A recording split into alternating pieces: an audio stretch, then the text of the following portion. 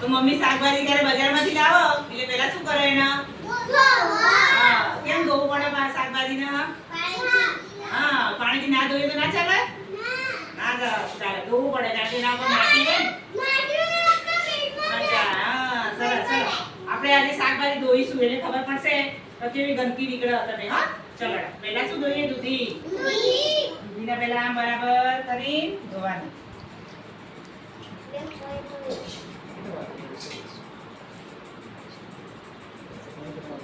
આ શું કહેવાય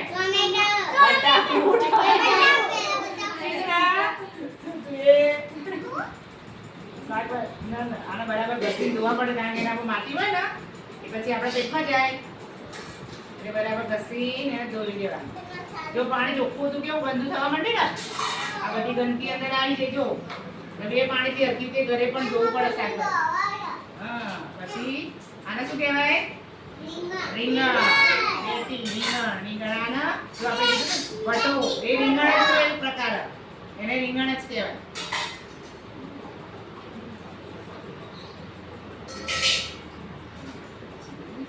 આને શું કહેવાય ગવાર ગવાર આને ગિલોડી આને ભીંડા સરસ જોઈશું આપણે એટલે કેટલી ગંદકી નીકળે ના આડા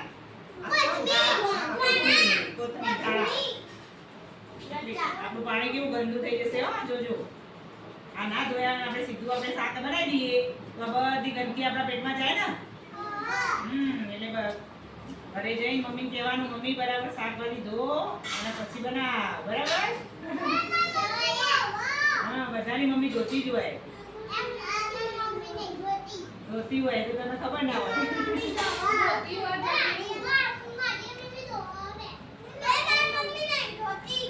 ધોતી હોય મમ્મી જ્યારે શાક બનાવે પણ તમે હાજર ના હોય રસોડામાં એટલે તમને ખબર ના હોય